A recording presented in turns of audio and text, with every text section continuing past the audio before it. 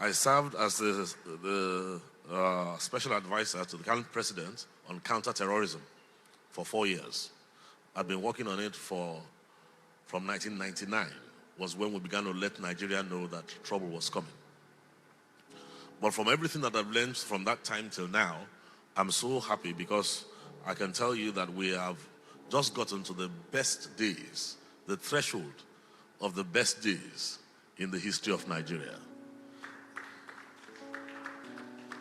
Now quickly, Nigeria, let's start by saying that Nigeria, 1 minute, can I quickly just master this, how does this work? I point and shoot. What do I point to? I point and shoot. Oh, okay, go forward and back. Oh, okay. Now listen to me carefully. We are going to be moving at speed, so this will help us. Let us start by saying that there's something called congenital anosmia, and it's one of the most dangerous things that happens to anybody. That's when you find out that your olfactory senses, your sense of smell, does not work at all. Your sense of smell is extremely important because when there's danger and you smell something toxic in the air, you're able to take appropriate reaction, either to evade or to exit that situation. But medical studies have ascertained that in people who are aging, once you see anosmia, you lose completely your sense of smell, is one of the indicators that death is not far. Nothing stinks like corruption. And I can assure you that in Nigeria, we have anosmia. You see, when you first move into a neighborhood where there's a factory that has a toxic smell, your nose is offended. But if you live there long enough, hello, it's your visitors that will be telling you that there's some people into Kew Gardens to the colonial archives to go and study documents on the Nigerian colonial years and how we came to become Nigeria. I'm talking about documents with names like one Almeric Fitzroy, Lord Harcourt, after whom Port Harcourt was named. And by the time you study all the articulate documents on which Nigeria was founded, I'm telling you something, Nigeria has reached a point today where we are like a train, a locomotive. A locomotive that has reached the end of the tracks that were laid for it by men who died a long time ago. A lot of what is happening in Nigeria right now was dictated by men who died a long time ago. And this gives us the opportunity to now lay fresh tracks for the future generations of our children to come. And I'm sure we are going to get it right. So we are celebrating our anniversary, and I'm saying to you that on the 1st of October in 1960, we were born as a nation with a purpose. In our context, in the African context, Nigeria was born with one major purpose, which was to decode a mystery. Earlier on, the nation of Ghana had also gotten its independence on the 6th of March in 1957. And when Ghana was born, if you go and listen to Kwame Nkrumah's speech, you would realize that Ghana has a leading role on the African continent. They call themselves Black Stars. Later on, in more recent times, we saw South Africa get its own independence, and the Rainbow Coalition or the Rainbow Nation, I can assure you, is a nation that was born to solve a problem. Now, it is with joy that I can tell you that the Nigerian part of the bargain is fulfilled. And in the months ahead, we are going to be communicating what you're about to hear with many other African nations. I've been in Ghana already. I was in America about a week and a half ago, 2 weeks ago, I was in Ghana. I have an appointment in Uganda soon. And Rwanda, I've been there. I have enough friends in Rwanda. The president of Rwanda is somebody who's doing some great things that Africa needs to take note of. And what Nigeria has done is to crack a mystery without which Africa could never make progress. Now, what are we talking about? Let's look at the comments of some of the so-called, what we thought were the founding fathers of Nigeria, but are actually liberation fathers. Abubakar Tafawa Balewa in 1948 said, since 1914, the British government has been trying to make Nigeria into one country. But the Nigerian people themselves are historically different in their backgrounds, in their religions, beliefs, customs, and do not show themselves any signs of willingness to unite. Nigerian unity is only a British invention. Follow me. Dr. Nnamdi Azikiwe, 1964. It is better for us and many admirers abroad that we should disintegrate in peace and not in pieces. Should the politicians fail to heed the warning, then I will venture the prediction that the experience of the DRC, Democratic Republic of Congo, till today is not settled. Will be a child's play if it ever comes out to our turn to play such a tragic role. Obafemi Awolowo, Nigeria is not a nation. It's a mere geographical expression. The word Nigeria is merely a distinctive appellation to distinguish those who live within the boundaries of Nigeria from those who don't. He made that comment in 1947. Chino Achebe, until the lions have their own historians, the history of the hunt will always glorify the hunter. Now, the mystery that Nigeria was sent to crack has been hanging around for a long time. And some of these liberating fathers took note of it. Obafemi Awolowo said something in 1968. He said, it is incontestable, nobody can debate this, that the British not only made Nigeria, but also handed it to us whole on their surrender of power. But the Nigeria which they handed to us had in it the forces of its own disintegration. It was booby-trapped. It is up to the contemporary Nigerian leaders to neutralize these forces, preserve the Nigerian inheritance, and make all our people free, forward-looking, and prosperous. That was in 1968. Now you need to ask yourself, why will the British put together and booby-trap and put things that will explode a nation and insist on putting it all together? And how on earth will such a volatile mix work? We have been trying to make it work. Nigeria turned 56 a few days ago. And if there's any honesty in Nigeria, we are still trying, frankly speaking, to make things work. But things will work. Amen. Now, so has anybody ever asked themselves this question before? Why does it look as if African nations just cannot get it right? Have you wondered why people of African extraction, wherever you go, you can locate them instantly?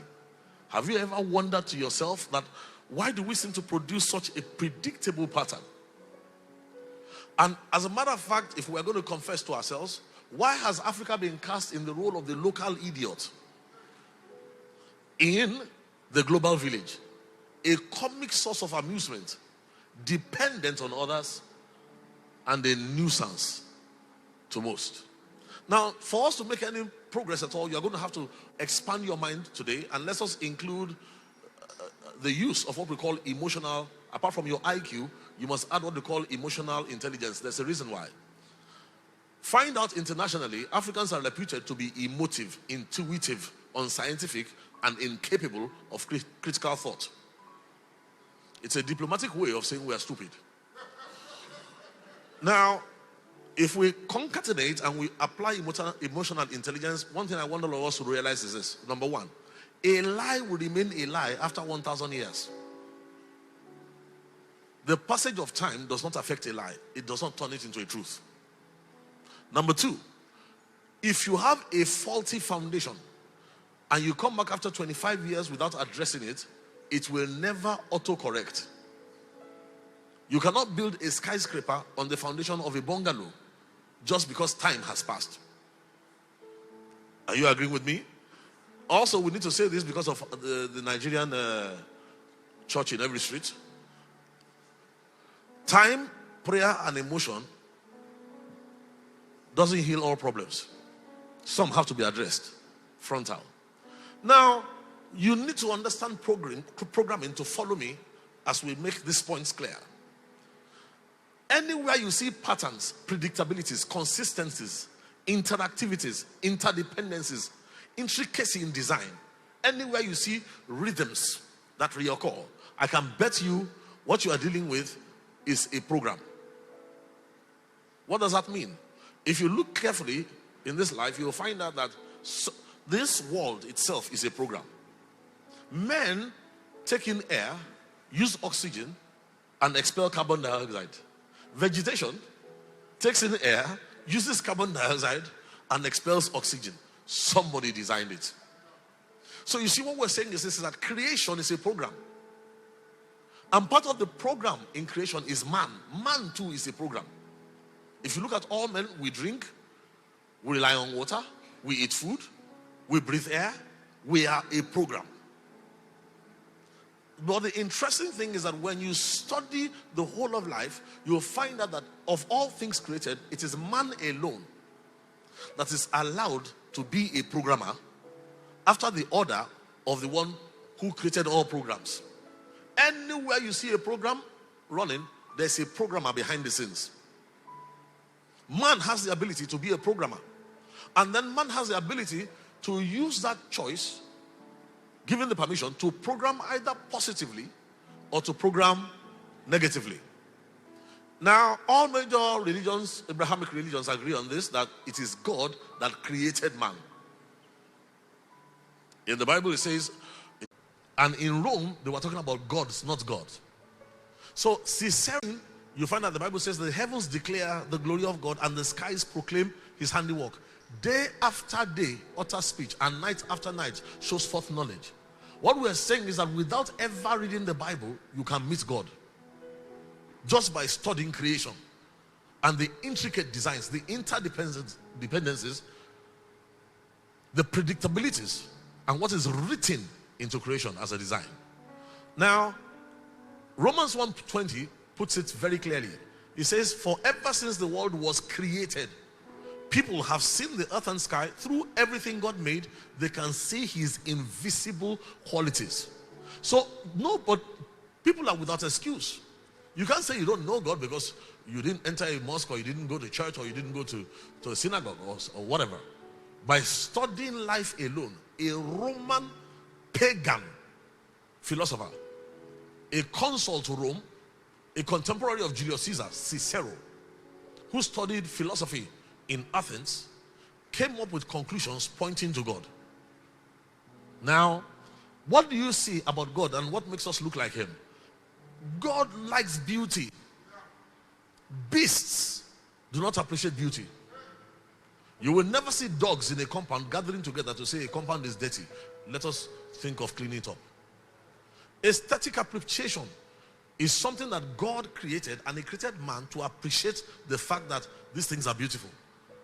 In the Bible says, and God saw it was good. A beast will see what is good and we call it good food. Structural integrity. Anything God designs will stand. You now, as a human being, you find out that inside you there's a bone structure called a skeleton. Take it out of your structure. Will anybody stand? Intelligent form, design detailing, functionality, environment friendly, non-toxic. Energy is always properly conserved, and value will always be added wherever you see what God designs. And when man, who is in God's image, lives anywhere, his products reflect these things too. If you want to see the power of creativity at work and all these things we've mentioned, just examine any part of the human body. Just the eyeball alone, how the eye sees, the details, the iris, the lenses, the optic nerves, the way your eye focuses tells you of a brilliant designer. And man too is like that, because man copies that. But when we look at Africa, let us look at Africa's report card. In reality, 50 years after the beginning of independence era, Africa's prospects are as bleak as ever. Already the world's poorest region, it is falling further and further behind all other regions of the world. Its average per capita national income is 1/3 lower than the world's next poorest region, South Asia. With the population rising to more than about 1.2 billion now, real per capita income is now lower than in the 1970s. Today, half of the population in Africa lives on less than $1 a day. The critical assessment is that we need to agree that poverty levels continue to increase. You see, the UN report in 2007 predicted by 2015, sub-Saharan Africa, that includes us, will account for almost 1/3 of world poverty, up from 1/5 in 1990. Although economic activity is less than 2% of the world's GDP, our share of world trade and investment is less than 2%. All of us, 1.2 discombobulating people in Africa. Fate of Africa, you'll get some of those references, some who did the studies for us. Now, by the time you sift through all the explanations, people have tried to wonder, why is it so predictable? You travel to some countries, once you get to certain areas, some estates, you don't need to be told the predominant color of people who live in this area. Instantly you know. Emeka is, you are not in approval. You understand what I'm saying? Good. Now, some people say, oh, there's a Hamitic cause and all sorts of drivel. It's rubbish. I've studied all those things. It cannot hold any water. Historically and biblically, it's just a fanciful story cooked up by some for mischievous purposes. Those who are into genome study, genetics, will also tell you that having checked all these things, melanin is what is responsible for the color of our skin. And it has absolutely nothing to do with our capacity that God created in us as human beings. Hello? Now, by the time you look at all these things, I did a lot of study for many years, of about 25 years right now of concentrated study, working with friends all over the world. And we have been able to detect finally that there is something you will never find in any college curriculum. You will not find it in any university. Neither will you find any government pushing it as a policy. It's almost like a quiet, I don't like the word conspiracy, but watch this. The best person who captured it was W.E.B. Du Bois. Or W.E.B. Du Bois was an African American who lived in Ghana. He left America and lived in Ghana, died in Ghana. I went to see where he lived in Ghana. I saw his notes. If you ever read his book, The Souls of Black Folks, he said something there. He said, some people have a sincere and passionate belief that somewhere between men and cattle, God created a tertium quid. What does tertium quid mean? It's a Negro, a clownish, simple creature, at times lovable, even within its limitations, but strictly foreordained to walk within the veil of ignorance. I added the ignorance there. Now, the real meaning of the word tertium quid is an indefinite and undefined third thing related to two things that are definite and known. So you know man and you know cattle, beasts. Somewhere in between man and beasts, there's a third thing that some people believe God created. And that happens to be the man of color. Anybody with black skin. Now, the interesting thing about what we're saying is this. It has taken me a long time to accept the truth.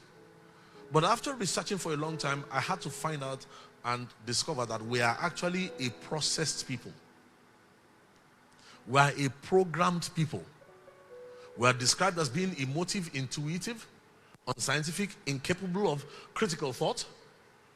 Actually, when you study enslavement engineering, when God created man, he said that man should have dominion over all other things, but does not expect man to have dominion over man. But some people have learned the engineering somewhere along the way in human history on how to engineer other human beings. And you're going to find out that enslavement engineering is simply based on an arcane equation. It is strictly engineering. It's not cruelty. There's a reason behind it. The people who did it, who crossed the golden rule, who crossed the line. And what it does is that it produces generations of suspicious, superstitious, hyper-religious, hello, divisive, a people who are limited, diminished persons with a deeply buried inferiority complex who are not even aware of their conditioning. I'll give you one funny thing. I was watching the other day, a whale washed up ashore in one country. People began to put water on it, and then they called the emergency services to put the whale back, to tow it back to the sea. One whale collected a visa and ended up on Bar Beach in Lagos. Oh, yeah. Bible says, and God saw it was good. Nigerians first ran. They said it must be Yemoja or somebody, a goddess of the sea that came. And then somebody said, no, we've gone to school. This is not a spirit. It's a big fish. It's food. And they descended on it with cutlasses, machetes. Beloved, whether we like it or not, we are describing something. Now, Professor Vincent Anibogu is also one of my friends and resource persons.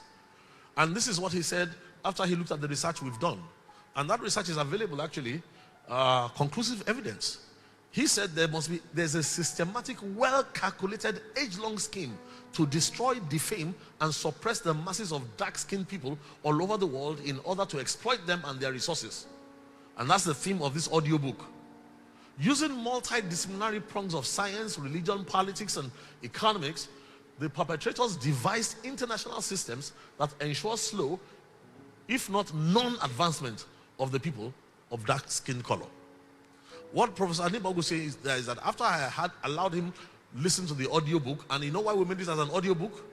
Our people are programmed not to read. Dark-skinned people do not read. Now, Professor Anibogu looked at all the research we had put together through all the years, and like I said to you, you will not find all these things in any university curriculum. And he drew the conclusion that, my God, this is engineering. That's why we call it the devil's arithmetic. Now, Encyclopedia Britannica, 1798. I want to show you that this thing is a deliberate engineering. Nobody will ever want to revisit it, but it has to be revisited if this globe is going to make any progress. The Negro in Encyclopedia Britannica, 1798. A Negro is a name given to a variety of the human species who are entirely black. And they are found in the torrid zones, especially in that part of Africa, which lies within the tropics. In the complexion of Negroes, we meet with various shades. But they otherwise differ from other men in all the features of their face. Round cheeks, high cheekbones, a forehead somewhat elevated, a short, broad, flat nose, thick lips, small ears. What's the next thing, please? Ugliness and irregularity of shape characterize their external appearance. The Negro women have loins greatly depressed and very large buttocks, which give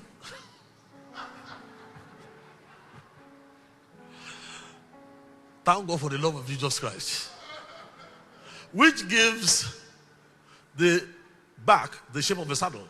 Vices, the most notorious, seem to be the portion of this unhappy race.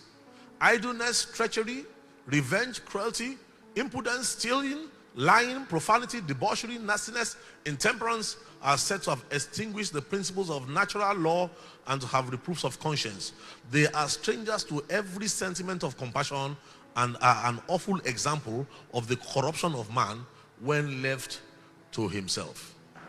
Encyclopedia Britannica, 1798. Now, we know this thing is a lie. I can't go through the details of 25 years of research in this short time I'm talking to you. But I'm going to pick out a few things for you to understand that it is engineering. In Brown versus Board of Education, 1954, a Supreme Court ruling that is very popular, a lot of Americans remember it. They wanted to desegregate education because at the time, whites will go to school separate, blacks will go to school separate. Some people designed it deliberately. When emancipation was proclaimed and slavery had to come to a halt, they continued the slavery in a more clever way. Now, while they were hearing the case, Professor, I think Jonathan and Mamie Clark had done some experiments called the black doll, white doll experiment. Google it, please, and go and watch the videos later on. What did they do? Identical dolls. One dark-skinned, one light-skinned. One looking like a white child, one like a black child. And then they took children, I think from ages like 5, 6, schooling age, till about 9, and asked both black, white children, half-caste mulattoes, which doll is ugly, which one is bad, which one is good, which one is like you, which doll is beautiful. Practically all the children pointed to the same dolls for every question. Which doll do you think was the one that was beautiful? White doll. Which one do you think was the one that was ugly? Black doll. Now, this was part of the evidence that was put forward in that Supreme Court case that helped the judges. The judge to make up his mind and say, of a truth, this is conditioning. Because these children, when they come into the world, they have the need for what we call the enculturation program. So there is a clever way you can program children and put an inferiority in them. And what I'm trying to point out to you is that we have found out that this thing is so powerful, by the time you listen to the audiobook, that the engineering can produce this inferiority and this enslavement for a minimum period of 300 years, sometimes 600, and even a few thousand years, depending on the engineers. And even after you have been liberated physically, the engine that works this thing keeps working. Jesse Owens, everybody remembers Hitler's Olympics in 1936. When Hitler was saying that Aryans are the superior race, and Jesse Owens, representing America, went and won 4 gold medals. Adolf Hitler refused to shake him. But the interesting thing is this. While everybody was talking about Adolf Hitler not shaking him, Jesse Owens in 1936 could not stay in the same hotel as a white man in America. So some are diplomatic about it. For some it is open. But it's all conditioning. Okay? Now, I'll give you an example of enslavement engineering. Henry Berry was in the Virginia House of Delegates in 1832. He said, we have as far as possible closed every avenue by which light may enter their lives, their minds. If we could extinguish their capacity to see the light, our work would be complete. They will then be on the same level with what? Beasts in the field. And we would be safe. I am not certain we would not do it if we could find the process, and that on the plea of necessity. That is to let you know that enslavement engineering is based on an equation. Some people want to succeed. You need somebody to exploit, and you devise a way. And it so happened that the strongest species that could handle agriculture without collapsing easily then, after they tried everybody else, you know who was the strongest to handle work? Hello? So they put together a system. And this, when you listen to the audiobook, you're going to find that it's as the hills. Some of you don't understand the inheritance in a lot of Caucasians and white people and how they look at you. The seed of the engineering is still working not only in us, but also in them. Otabenga, up until 1906, was displayed in the Bronx Zoo next to monkeys and orangutans. Up to 40, how many? Look, people flocked to go and see him in the zoo. They sharpened his teeth. He was from Congo. He was a pygmy who was brought in from Congo. So they displayed him, and this kind of zoological exhibitions were all over the European world. Amsterdam, London, Paris, in Stockholm, in Warsaw. In all those years, they were exhibiting blacks in cages next to orangutans. It was an engineering. Okay? Now, how successful? Lynch slave engineering. People say that Lynch letters are not authentic, but the problem is this. There's too much accuracy if you learn the engineering of how to turn a natural man into a slave, and into a slave who will continue to bear slaves and bear slaves and bear slaves without knowing that he's doing it. And Lynch said something. He said, my method is simple. Any member of your family or your overseer can use it. The black slaves, after receiving this program, indoctrination, shall carry on and will become self-refueling and self-generating for hundreds of years, maybe thousands. So it's a process that can go on and on and on. And if you think that nobody noticed it, you're joking, because even Obafemi Awolowo, 28th of June 1961, he hovered around it but did not really, access its effect on the totality of the black race. Obafemi Awolowo said, from the beginning of recorded history, the black man has been the most conspicuous butt of all manner of inhuman treatment. In the palaces of the Arabian potentates, both in the Middle East and in North Africa, he was degraded and enslaved. When the so-called dark continent of Africa was discovered, the European marauders hunted him down like a common beast and sold him into slavery in the Americas and the West Indies. Now, what Obafemi Awolowo did not conclude really was that he was actually hunted down and then programmed with something like that Lynch formula was given to the Virginians in America. But there are other variations of this equation. The Arabs too had enslaved the black. Now, let me just quickly show you one of the things that I'm trying to say. A lot of African liberators, when they were celebrating independence, engineers were laughing at them. They were just looking at us when we were celebrating. You see, now we celebrated our 56th independence in Nigeria, and nobody is exactly shouting. Because slowly it's dawning on the tertium quid. It's dawning on the tertium quid slowly, finally, that independence, that celebration was a bit empty. Now, let me show you what I'm saying. Look at the leader like Leopold Senghor, born 1906 to a wealthy trading family. He was schooled by Catholic missionaries in Senegal. So he hated his ancestral culture as worthless. And he looked to France for enlightenment. He left for France at age 21 with a government scholarship to pursue his literary studies. He said, listen to him, our ambition was to become photographic negatives. He didn't even want to call himself the real color of the colonizers, black-skinned Frenchmen. We would have blushed if we could have blushed about our black skin, our frizzled hair, our flat noses, and our cultural heritage.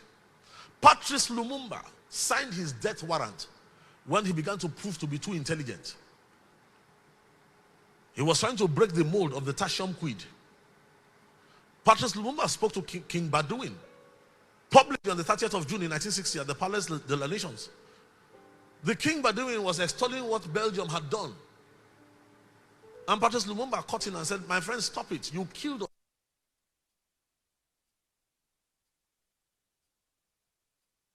You are telling us that you are doing us a favor. We fought for our independence. You never wanted to give it to us.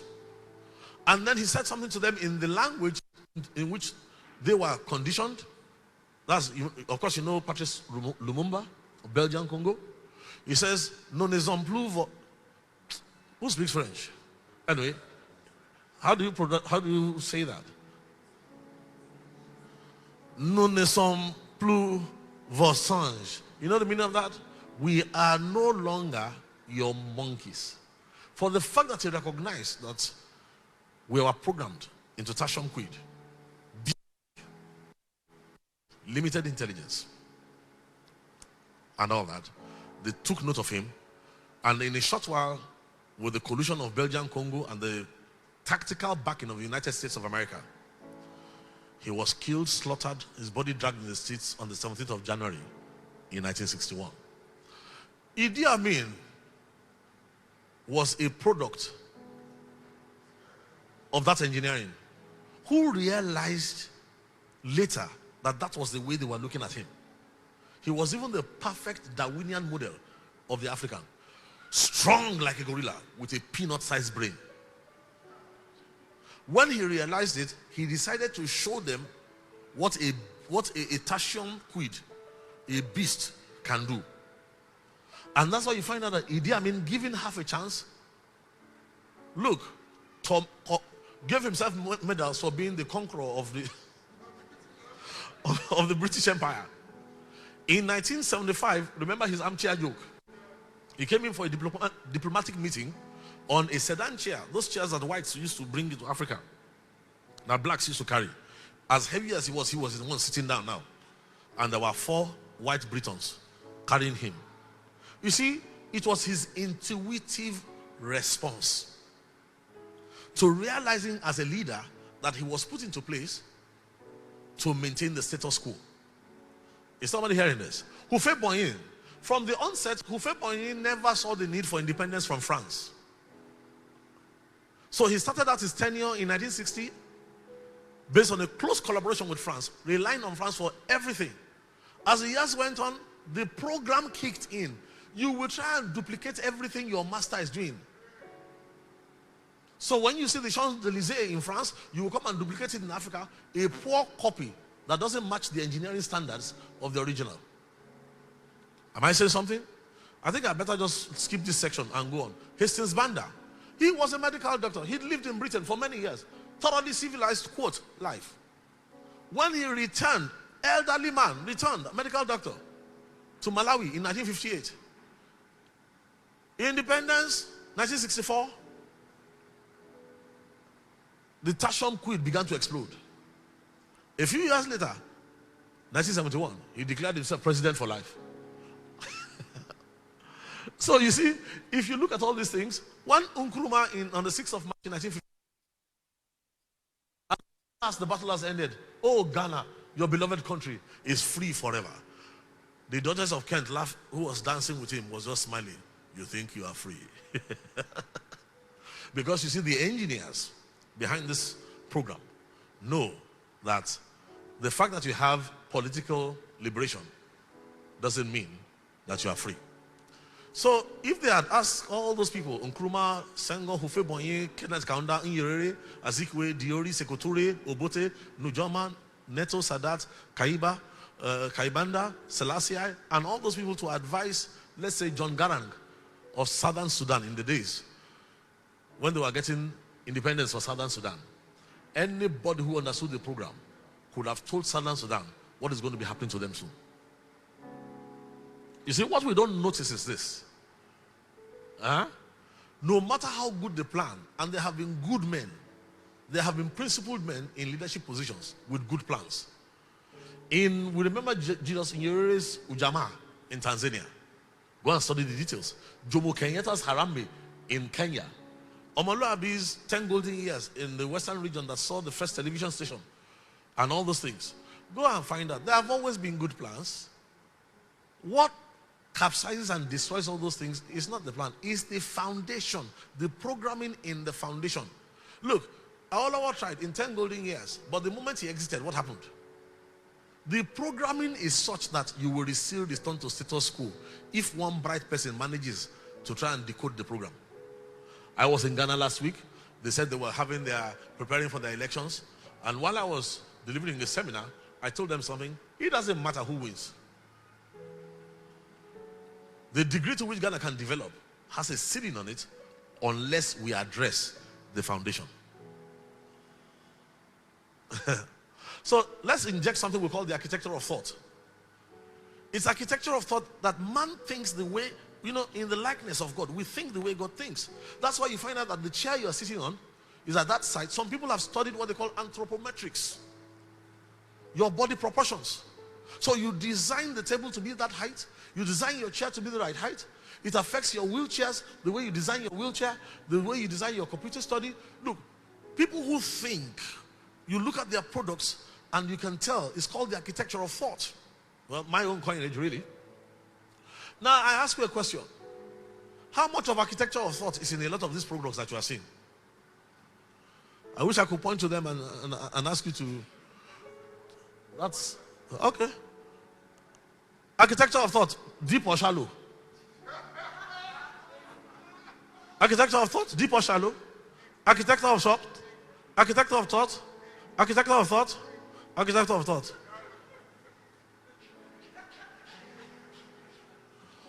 This is a picture of Africa. Hello? Architecture of thought in a sunset. When you see a sunset, who designed the sunset? Is it based on deep thought or shallow thinking? That's God's thinking. What of this one? Architecture of thought. What of this one?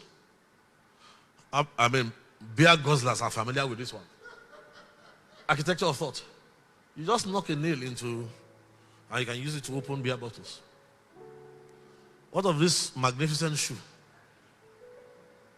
Can you compare this to this mind that produced the galaxies? The image in which we are created? Let me tell you something. Malcolm X says something. My first lesson about gambling. If you see somebody winning all the time, he is not gambling, he is cheating. Later on in life, if I were continuously losing in any gambling situation, I will watch very closely. It's like the Negro in America. Seeing the white man win all the time. He's a professional gambler. He has all the cards and the odds stacked on his side. And he has always dealt to our people from the bottom. That was Malcolm X. He was an animated fellow who was sensing something, picking it, trying to concatenate, join the dots, but could not see the program. I was reading his life story. The first time he was able to conk his hair, you know what they call conk? To straighten his hair. He said he looked into the mirror, he was so happy. All the pain, the burning of his scalp and all that, he said it was worth it. Why? Because his African hair had become straight. It had become white. You are laughing. The turning of African hair into straight white hair in America today is an annual $10 billion industry. And if you think you don't know how powerful programming is, come to Africa, come and see straightening of hair in Africa as well. You'll be amazed that when programming becomes successful, generations will do things not even knowing why they're doing it. Hello? Can I go on? I was in Ghana. By the time I reached this point, they were looking at me in a particular way, and I had to explain that I'm not the white man. I only did the research. Hello? Now, what are we saying? The results you see all over Africa, they are not natural results for any set of people created in the image and the likeness of God. The results you consistently see in all African nations, let me tell you something, you may not notice it, but if you do your research, the story of Nigeria is the story of Ghana, is the story of Cote d'Ivoire, is the story of Egypt, is the story of Algeria, is this. You go around Africa, it's the same story. The predictabilities, the programmed dependencies rather than independency. The consistent results tell you that it is a program. Wherever you see a program, there's always a programmer behind the scenes. Can I go on? Good. So, Nigeria, if you look at the case study of Nigeria, unresolved flaws were designed by Thompson. Thompson was a student of the Roman Empire. The Roman Empire used the devil's arithmetic to create an empire that spanned a greater part of the whole world. In fact, from all accounts that are remaining, he modeled Nigeria based on an imperial model of the East Indian Company. The East Indian Company, a handful of men left Britain, entered India with his massive millions, and a handful of men, a private company, took over the whole of India. And you'll see the statistics later on. You'll be amazed. When Thompson was going to die, he took all the papers and his notes with which he designed Nigeria and burnt all of them. And that's part of the rules of the devil's arithmetic. You don't leave written evidence around, because they know that the tertium quid, slowly, if he gets the material, because he's really a human being, him will begin to recognize the fact that he has been what? Programmed. And he begins to look for liberty. So he destroyed all his memoirs. The reason why we speak English today instead of German, we could have been speaking German. At the Berlin Conference, von Bismarck wanted Nigeria. It was because of Thompson that Britain got Nigeria. And then, of course, the World War that started distracted Bismarck. If Bismarck had got, remember the meeting was held in Berlin. So today we will be speaking German to each other. If you don't know how dead men affect living men by programming. Look, Nigeria, most of what we call Nigeria was sold to Britain on the 1st of January 1900 for £865,000. So apart from his imperial programming, we now enter the colonial programming. which is just a variation of the enslavement equation. Is somebody listening?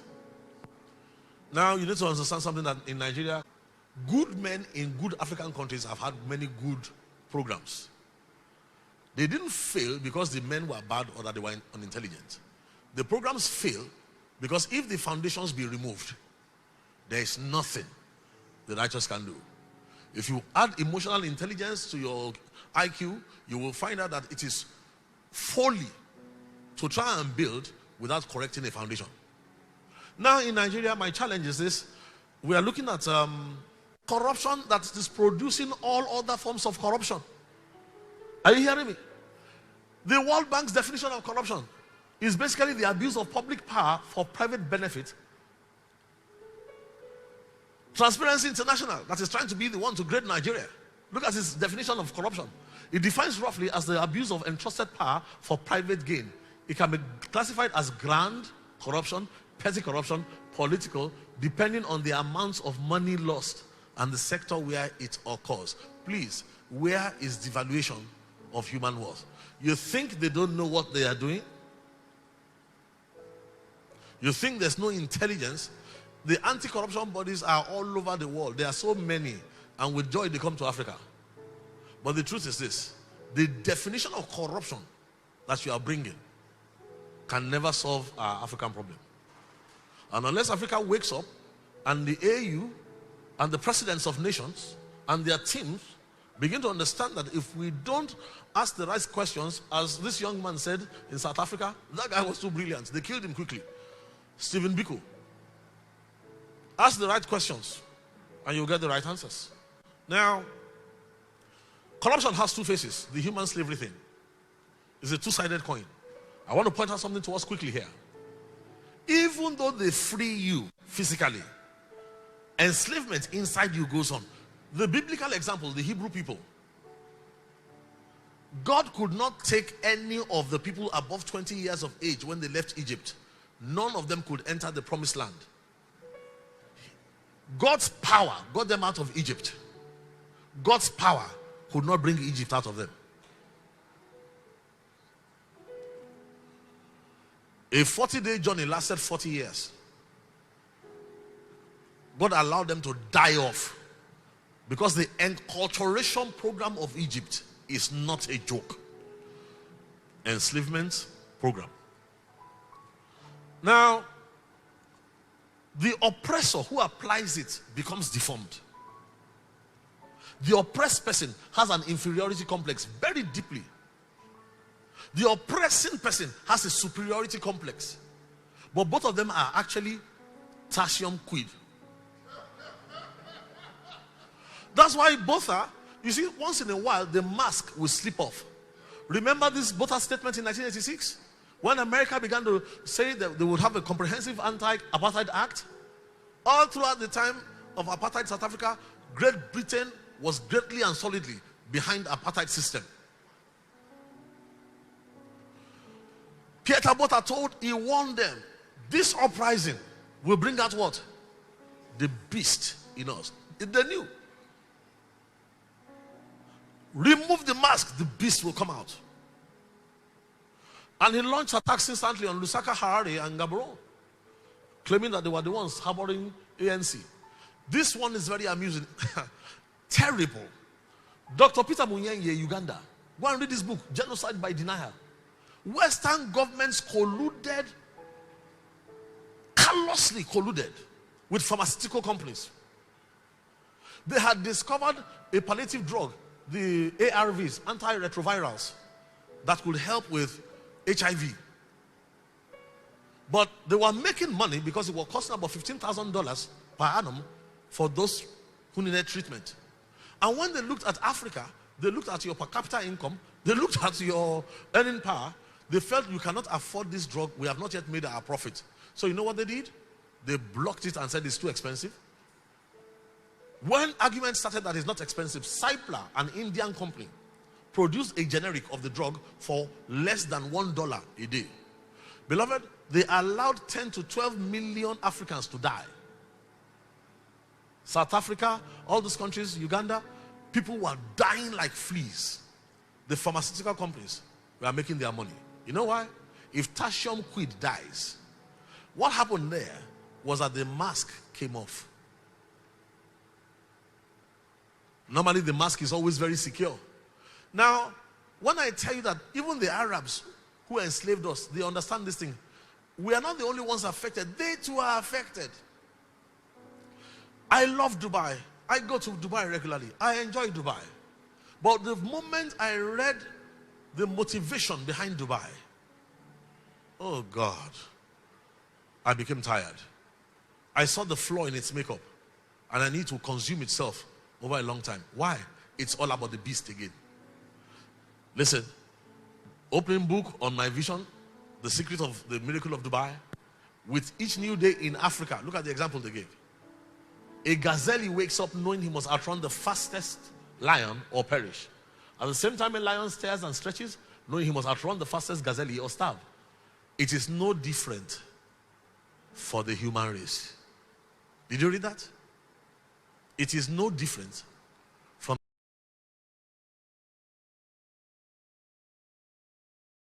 and degrading position. Said he described it above remains more or less the same. In this connection, 5 significant points are worth noting. First, our continent is now plagued by the paradox of a collection of states, many of them ostensibly independent, but in reality are far from being genuinely free or sovereign. Our Lord said something. He said the only reason why we have political exploitation is because when they found out that there can be no economic exploitation without political exploitation, they now brought it. Ordinarily, the exploiters of poorer nations would normally rather exploit the poorer nations economically. Say, ouch.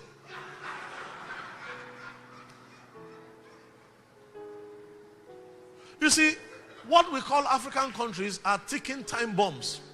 All.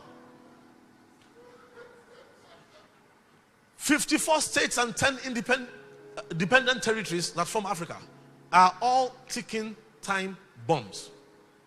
The reason they don't explode is because there's subtle engineering still sucking something out.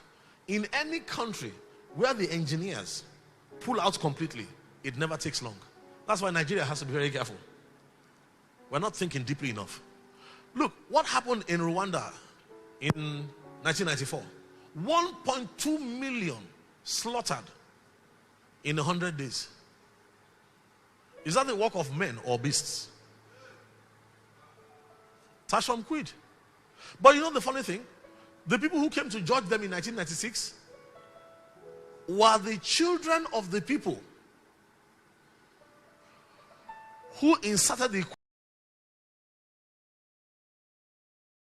in charge of, what's his name, Dalia, almost developed mental problem. He wrote a book, Shake Hands with the Devil. He knew what he was saying. What he witnessed in Rwanda. And all this noise that Nigeria is making, the engineers that are stabilizing Nigeria, because of what is still useful for Nigeria, if they pull out the engineering controls in Nigeria, the war will explode. It's a matter of days. As I'm speaking, I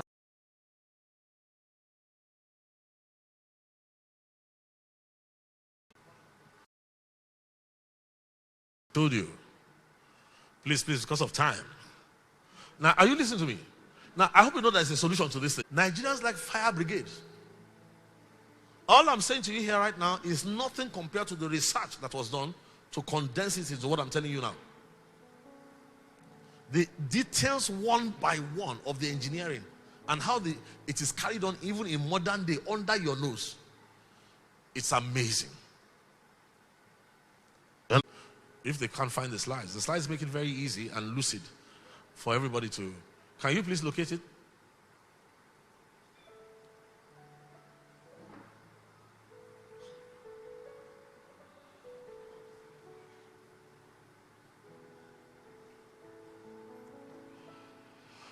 Is anybody getting anything out of what I'm saying here?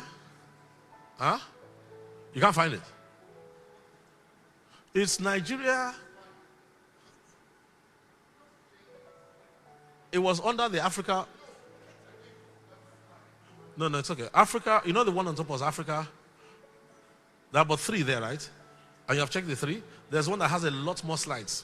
The Nigerian Decoded that has more slides than all the rest.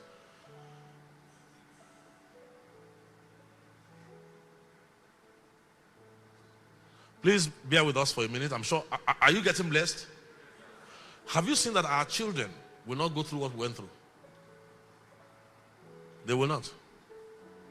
Because you see, the power of programming is that it keeps working by itself. Have you found it?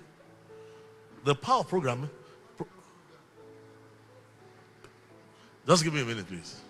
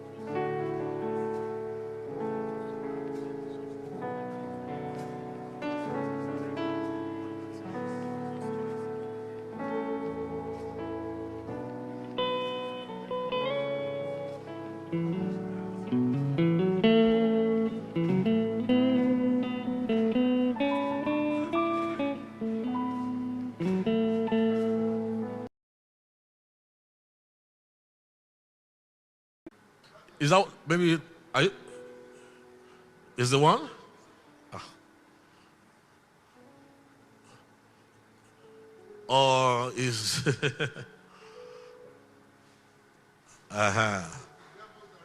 it the devil's arithmetic again? Okay. Now, good. To solve this problem, a lot of people think that education will solve it. But there's an education curriculum that you can have that will keep you learning and never coming to a point. When he found out there was a tertium quid, thought that the solution to this enslavement program was education. So if we talk about Tuskegee Institute, Booker T. Washington, and a lot of early educators and all that, talk about the talented 10th, they tried their best. But until they began to notice that the so-called modern education with all its defects, however, does others so much more good than it does the Negro. Because it has been worked out in conformity to the needs of those who have enslaved and oppressed weaker people. Just like I showed you the definitions of corruption. So you rush and say, oh, I have a PhD. So what? You will see the behavior of the PhD man scratch the surface. Something from within will come out. Somebody say, oh, I expected better. I hear you. What of religion? As I'm speaking right now, religion is one of the things that may explode Nigeria. Because they are not listening, nobody's listening, and there's a section of church leadership in Nigeria who irresponsibly are radicalizing Christians. I remember some years ago, I wrote an open letter to youths in Kaduna that nobody should tell any youth to take up machetes, guns, and arms. I have been there, I've seen the way they kill us, I see what they do to us, I see how bad it is, but the most stupid response is for us to look away from God, who says that there is a wisdom better than weapons of war. The most stupid thing you can ever do is to begin to tell people who are not licensed by God or by state to carry arms, begin to import arms, and then old people, to protect your own money, send out the young people to go and slaughter others. There are solutions that are much better.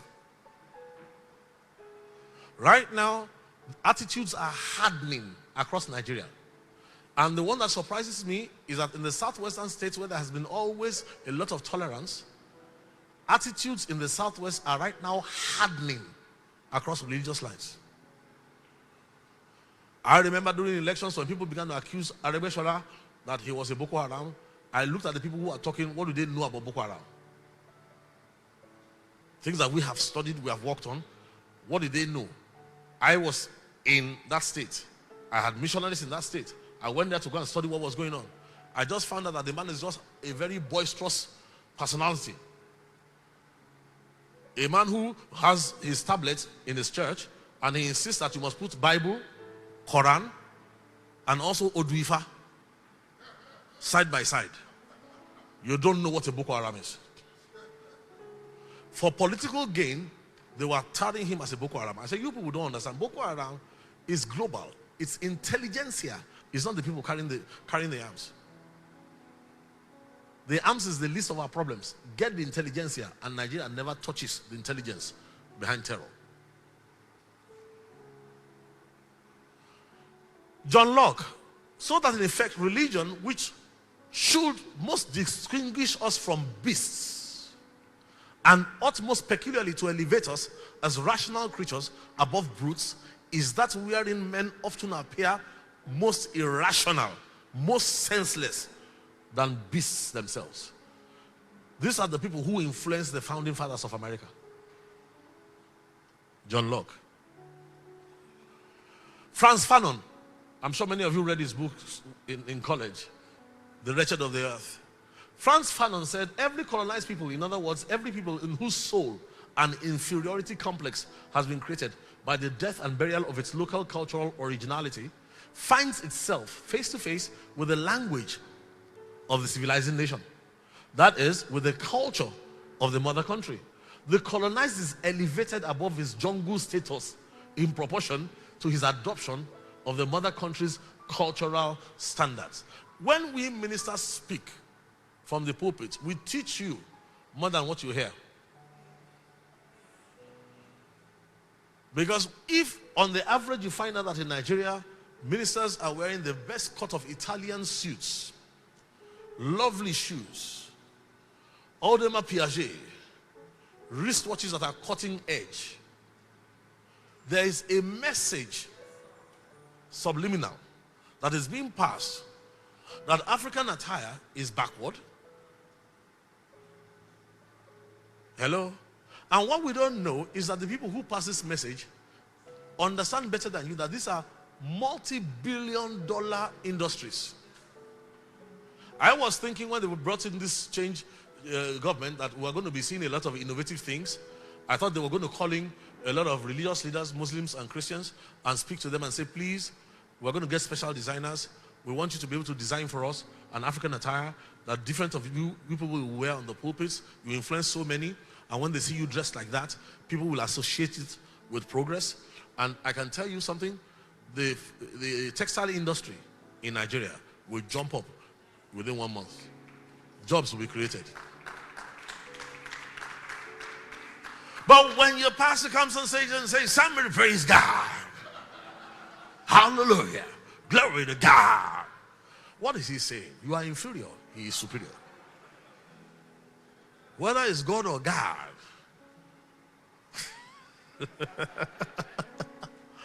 You see, when I see the amount of damage in helping to prop up the devil's arithmetic that comes from the religious authorities, both from the mosque and the church, it scares me.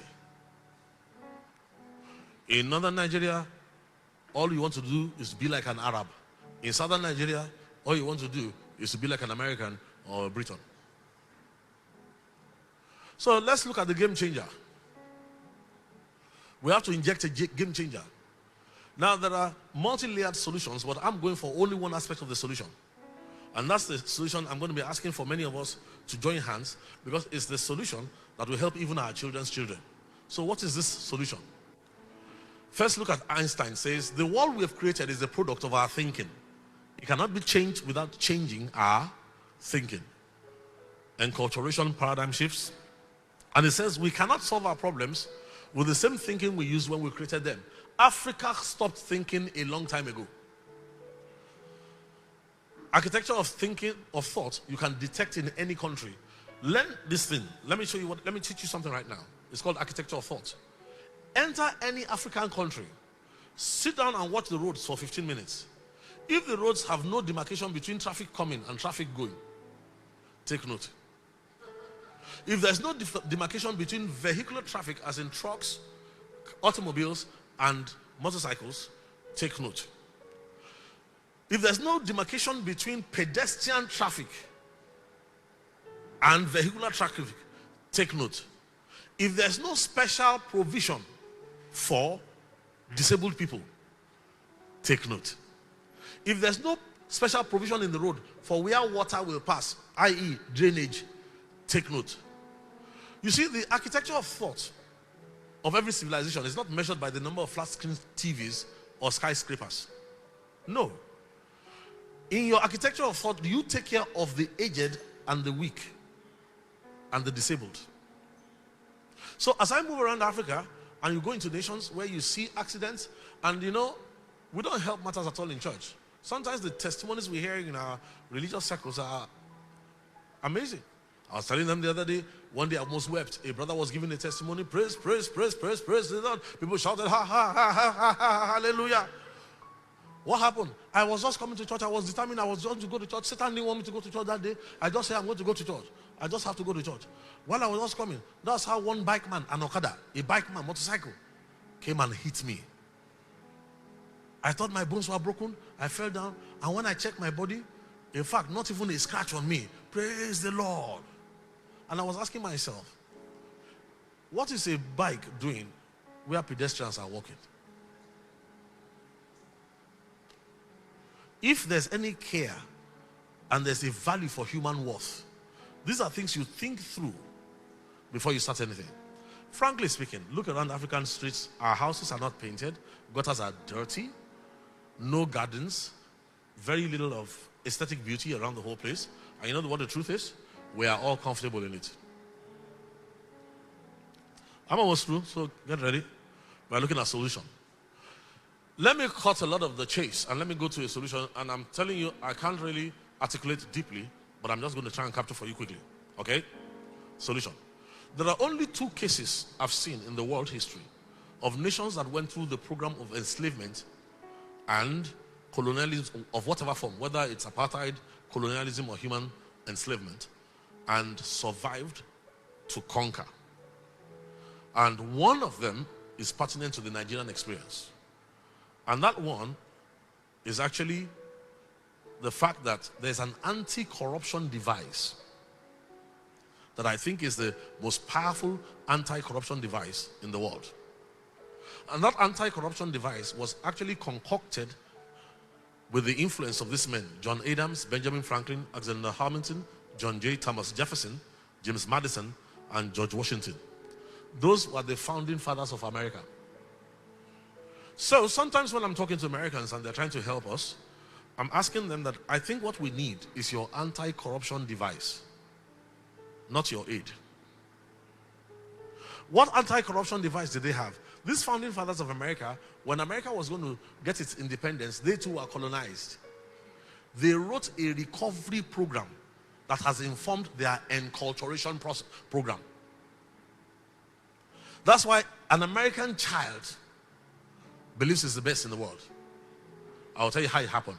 It started as far back as 1776. These men you see put their heads together. John Adams, one of them, I was asking the Americans, why are you people talking about democracy?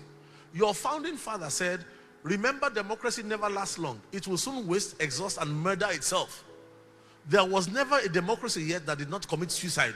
John Adams, April 15, 1814. Beloved, America is not a democracy.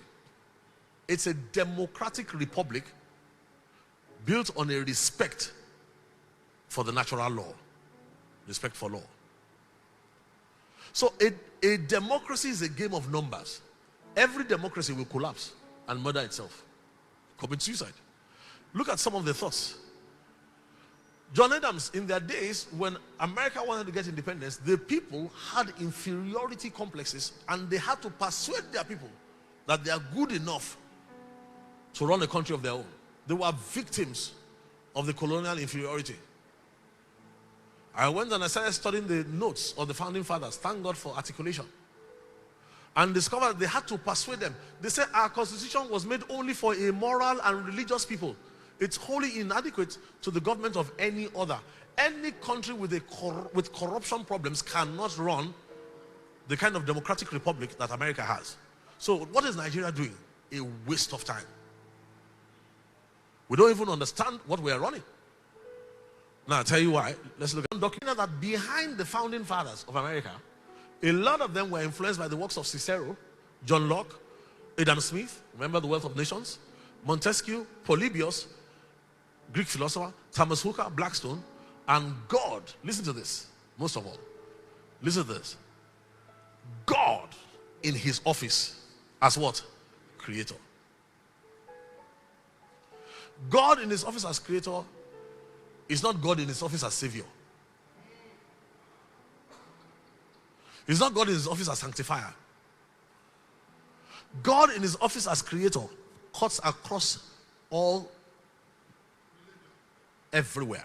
Is a leveler. And so what they did was that these men thought about it, and I was doing some research, and one of the books was quoted. It says, modern Americans have long since forgotten the heated and sometimes violent debates which took place in the 13 colonies between 1775 and 1776 over the issue of morality. The people did not think they had enough morals. The divisive, limited, all those things that we said that come with being enslaved or being colonized, they had it. So they debated a lot before they even went near their own independence. Now look at this.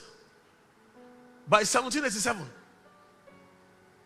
Declaration of Independence was 1774.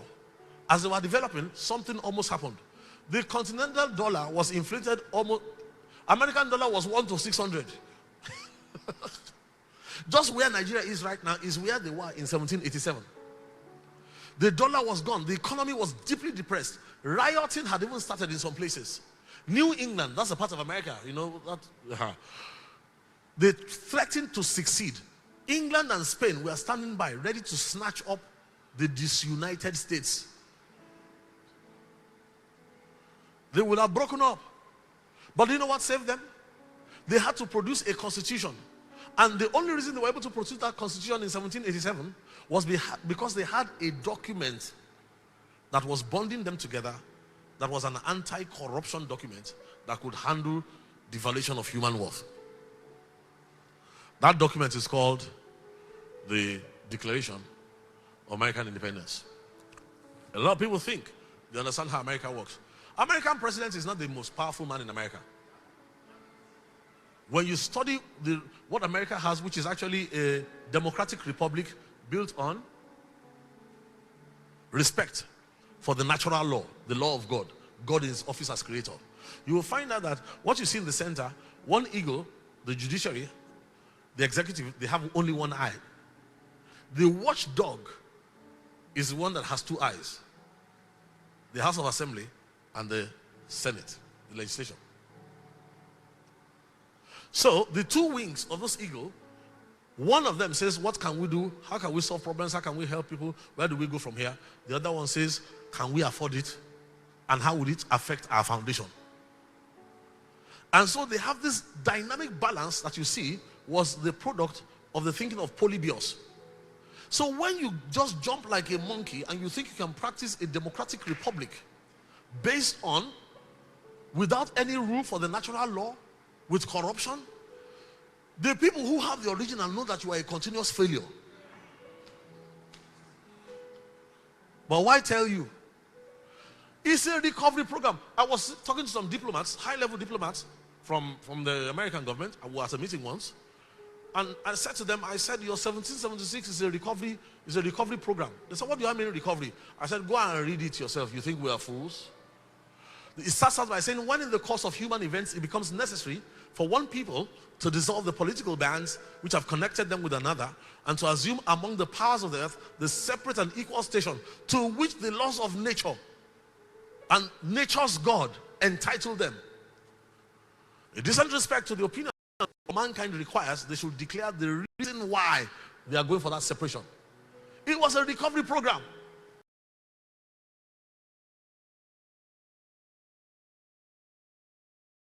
Superiors and commoners. Everybody is precious. Everybody before God. And that's why you find out that the document now goes on to say, how does it go again? We hold this self-evident that all men, it never said are born equal. Take note. Created equal talks about God in his office as creator. Created equal. All men drink water. We all breathe in air. All of us have alimentary canals. There's nobody who disobeys gravity amongst all men. The natural laws of God are established. And what this man said was that all laws of any nation should be built on the natural law. And I told the Americans at that meeting, I said to them, listen to me. You people are very interesting. In defining your country, you did not define your country based on an ancestor. You didn't define your country based on a geographical landmass. You didn't define your country based on a language. You said, we hold this truth to be self-evident that all Americans are created equal. Is that what it says? All men.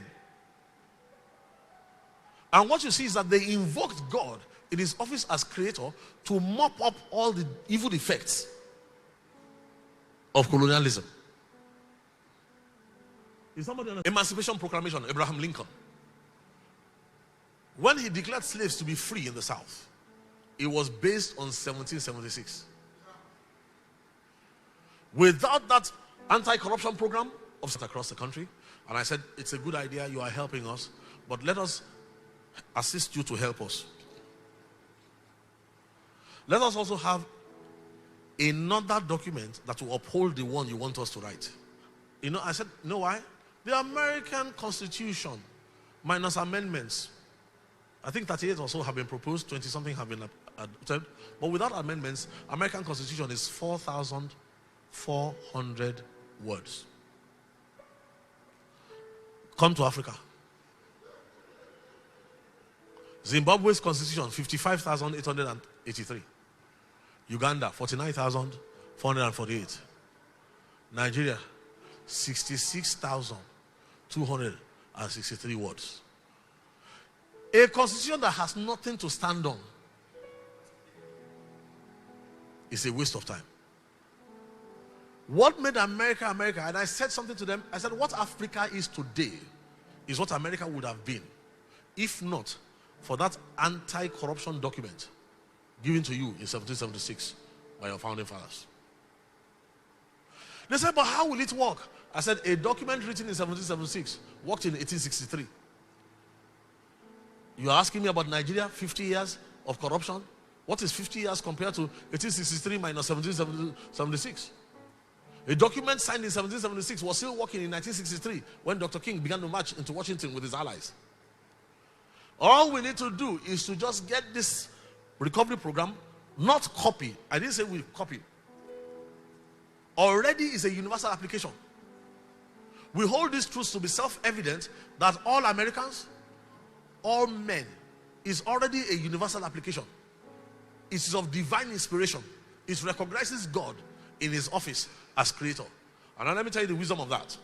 If your government is based on God in his office as creator, all other religions can practice as long as they are a revelation of God as savior, as enricher, does not clash with God as creator, because God doesn't fight himself.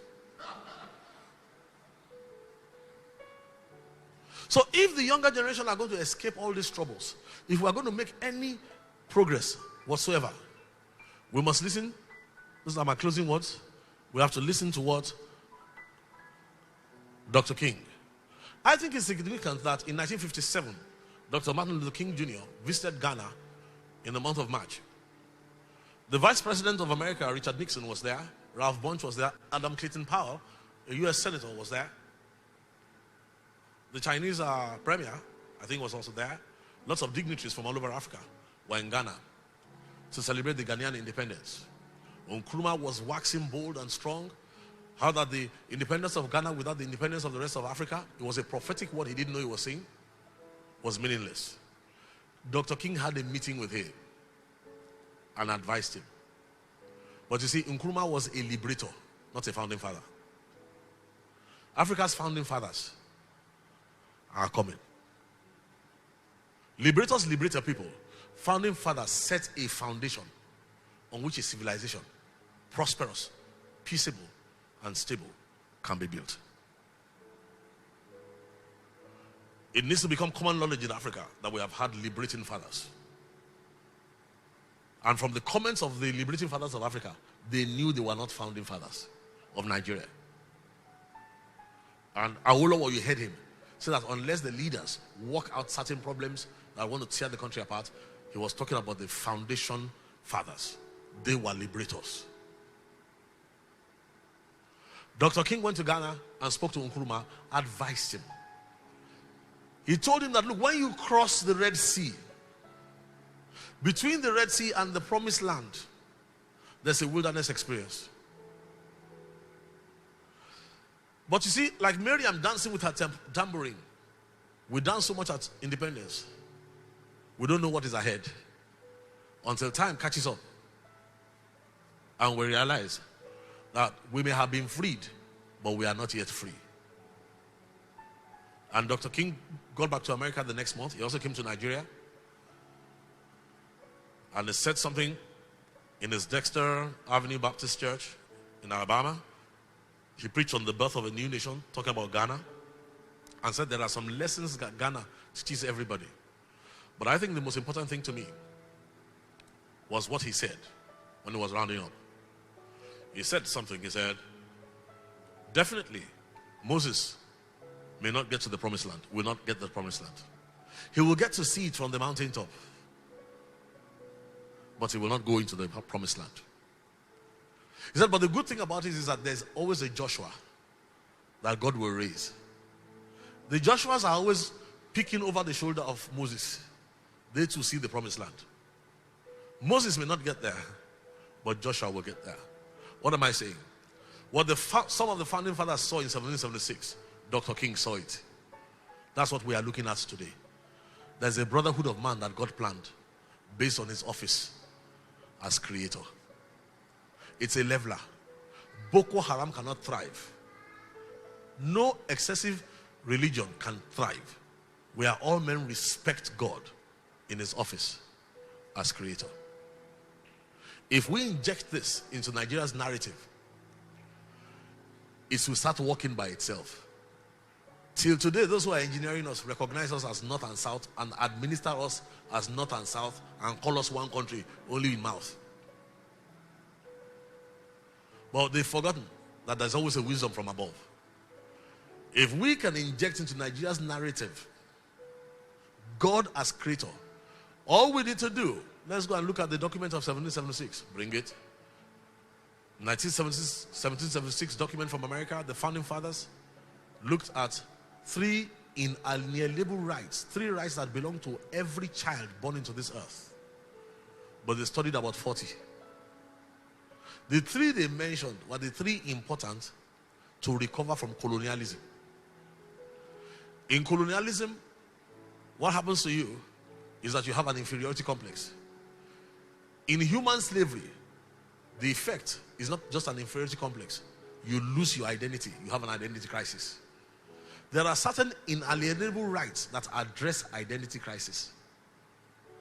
It's up to us to locate the Joshuas.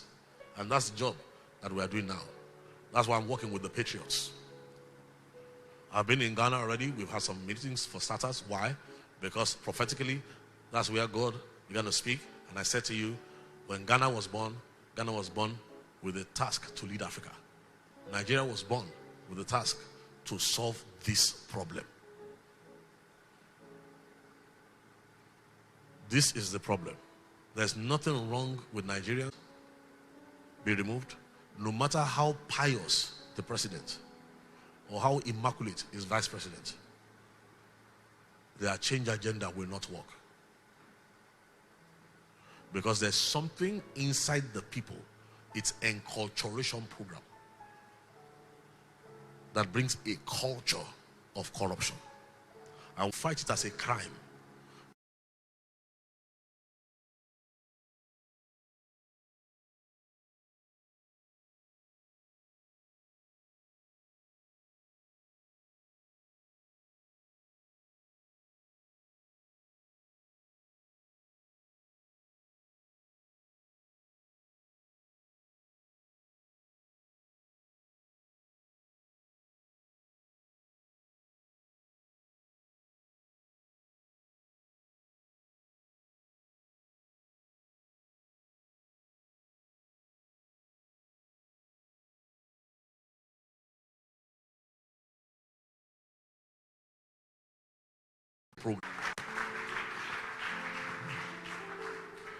Well, that's the icing on the cake for you this afternoon.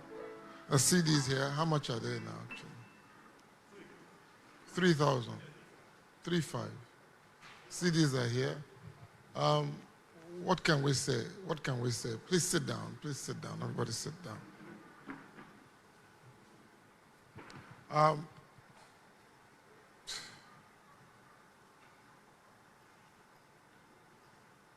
If you realize that the problem is complex, but the solution is simple, if you realize that it's going to take a lot of work as well, if you realize it's going to take a lot of sacrifice, if you're willing to make that sacrifice, and there's hope for our children, I think it's painful. Like I said to the person on the radio the other day, that why you ask? He asked me to comment about the government's corruption move, and I said, but corruption is in our bloodstream as a country. Mechanics are corrupt, bricklayers are corrupt, teachers are corrupt, doctors are corrupt. We're only looking at one side of the equation. We have a big problem to solve. So one of the things I want to tell you straightforward, that the Patriot is not just about business. It's going to be about things like this. Political things that can change atmospheres, local governments, and things like that. I don't think there's much to talk about. I want to invite the musicians to come and play. They've practiced for us so we can listen. We'll take a couple of